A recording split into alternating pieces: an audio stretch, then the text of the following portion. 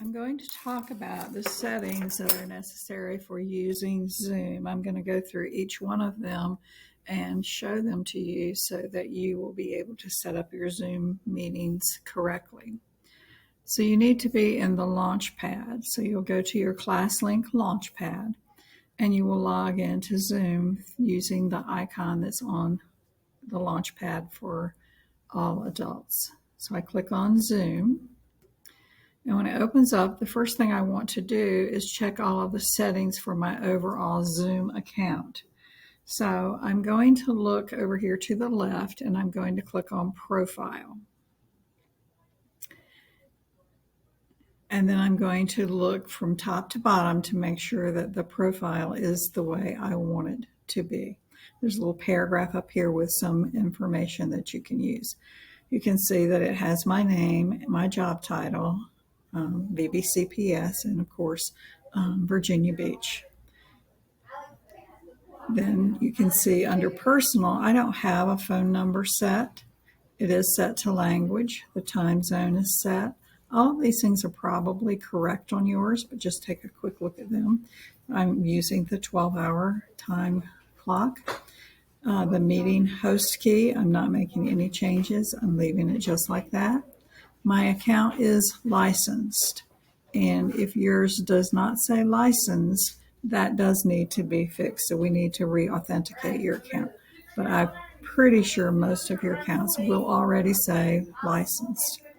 I'm not going to make any changes. I continue down. You can see that my login is my Google email address. It's also linked to the single sign-on, which is in ClassLink, which is the way that I opened my Zoom and the way that you should open Zoom when you're ready to start meetings.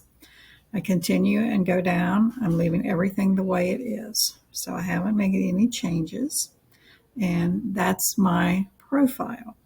The next thing I'm going to do is scroll back to the top and look at the left and look at settings. These settings, a lot of them are already set by the school system. There are some that you can change.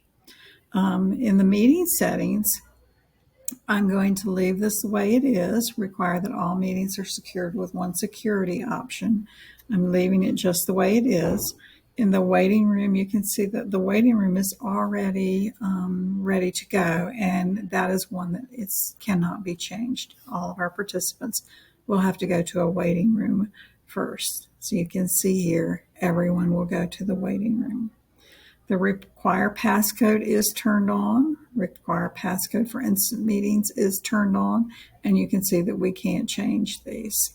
Require a password for a personal meeting is not turned on. We're not using personal meetings. Require them to use a passcode if they join by phone. You can see that's turned on, but we cannot change it.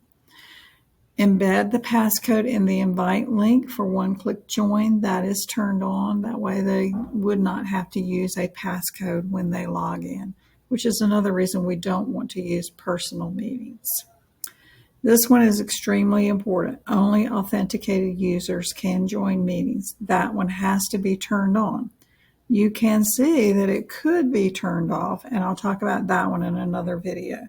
But when you're setting up your main meeting, when you're setting up your main settings, that one needs to be turned on and it needs to stay on. I'm going to continue down and I'm just looking at things. I'm not changing anything. When it says the waiting room is enabled, phone users will be placed in a waiting room and they will be allowed to join a meeting. Okay, so we are going to leave that the way it is.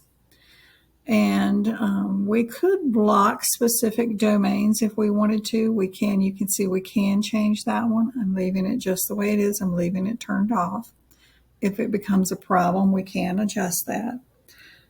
Only authenticated users can join from the web client. That is staying on also. You can see that can be changed, but we are leaving it turned on. Approve or block entry for users from specific countries. You can see that's turned off. I'm not blocking. I'm not doing anything with that. I'm leaving it turned off. Okay, so when you schedule a meeting, The host video, start meetings with host video turned on. I have that on. It could be turned off, but I'm not quite sure why you would want to do that. Participants videos, start meeting with participant video on. Participants can change this during the meeting. That is turned off. So when they come into meetings, their video may not come on automatically. Excuse me. If you're using this with children, you may want to turn it on so their video comes on. I think it slows things down a little bit, but you do have the option to change that. I'm leaving the audio type to telephone and computer. I am not going to allow participants to join before the host, and you can see we can't change that. Allow Zoom rooms to start. Can't be changed. That's turned off. Enable personal meeting ID. That's turned off. No personal meetings. Okay. Mute all participants when they join a meeting. I like to keep that one turned on, and then we can request that they turn on their microphone if needed. I have upcoming meeting reminder turned off, but you could use that if it's something that you like. And this is when you're in the meeting. This is the basic part of the meeting. I'm leaving this the way it is. I'm leaving chat the way it is. Allow users to save chats from the meeting. I'm not changing anything here. It's locked by the admin, but you can see what the settings look like. Okay, so it says everyone, allow users to save chats from meetings. So if you're in a meeting and you want to save the chat, you should be able to. Private chat, allow meeting participants to send direct messages to other participants and allow webinar panelists to send direct messages to other panelists. If you're meeting with adults, that's fine, but with students, we're going to leave that locked. They can't do private chatting. They can chat with you, the host, but they cannot do private chatting. Auto saving as chats is turned on and locked by the administration. A sound should chime when someone enters or leaves for the host and the co-host only. I know some of you are used to hearing that. Send files during meeting chat. This is where you could put things in and let them and send it to them. It's turned on. Turning off feedback to Zoom, turning off the experience survey.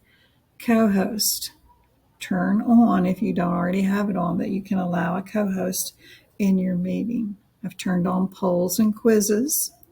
The meeting survey I've turned off. Always allow or show the control toolbar is on. Show Zoom windows during screen share on. All of these are staying on. Screen sharing is turned on. Who can share? The host. If you want students to be able to share with you, you do have to come in and turn this on, but I think that can actually be done in the meeting itself. I'm leaving it host only for my main settings. It's just what we're working on. Okay, who can start sharing? The host only. Okay, the desktop, disable desktop screen sharing for meetings you host. I'm not sure why that's an option, but you can, I'm leaving that the way it is. Disable screen sharing when guests are in the meeting. You can see that we can't change that. Annotation, this would allow the saving of shared screens that have annotation. If you haven't used annotation in the Zoom meeting, that's something you might like to try. The whiteboard, allow saving of the whiteboard, allow the content to be shared when the meeting is stopped. Remote control, turned off. The person who is sharing can allow others to control the content. I leave that one turned off. Verbal feedback can be turned on. Communicate without interrupting by clicking on icons. The yes, the no, the little emojis that are there. Meeting reaction, you can see that this is locked. Only certain emojis can be used. And that, of course, is a safety feature for students. Allow removed participants to rejoin. That is turned on. Allow them to remain themselves. That's locked. They cannot rename themselves. It should come over originally from Synergy. And so you could see nicknames if parents have chosen to put nicknames in Synergy for their children. Hide the participant profile, pictures in a meeting. You can see that's on and it is locked. In meeting, report to Zoom, that's turned off. Breakout rooms, allow the host to assign participants to breakout rooms even when they're scheduling a meeting. So you can do those ahead of time. Remote support, I'm going to leave that one the way it is. Closed captioning, I'm leaving that one the way it is. You may want to use it at some point. Save captions, I'm leaving that one alone. Language interpretation, there can be interpretation if we need to use that. I would kind of have to practice with that myself. Camera control, I'm leaving it the way it is. Virtual background. You can use virtual backgrounds. However, I will tell you that when you use these virtual backgrounds, it does kind of slow things down in the meeting. So if all of your children are trying to use the virtual backgrounds, it will slow things down a little bit. So you can use your own option here. I'm leaving mine on for now. Video filters, I'm leaving on. You can see the next three I'm leaving off. Group chat, auto answer off. Email when sending invites off. HTML, I'm leaving that turned on. I don't use it, but I am leaving it turned on. Leaving all these settings, I'm leaving the same. All these settings, I'm just leaving the way they are. Okay. And you can turn this one on. Sometimes you can request permission for a child to unmute. When they start talking, you can see that they're talking, but you can't hear them. You can send them a little message that says, please unmute, or you can do it for them.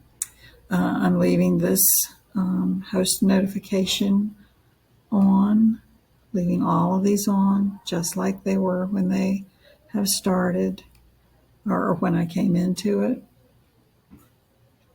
When an alternative host is set or removed from a meeting, we will notify the host. That way they know that they are one that can start the meeting. So I'm leaving that on. I'm leaving this one on to notify the host when there's a meeting scheduled.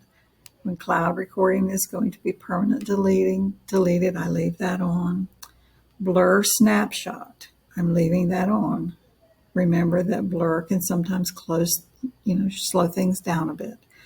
Invitation email, I'm leaving that one, leaving all of these the way they are. And then when I scroll back to the top, all of the settings for my Google Zoom account are set. This is not the settings for individual meetings. This is a setting for my whole Zoom account. And you may go through yours and check on yours. You can see as I went down, it changed to all of these things and finally ended up at settings. Please let me know if you have questions. I will make another video to show how to schedule an individual meeting.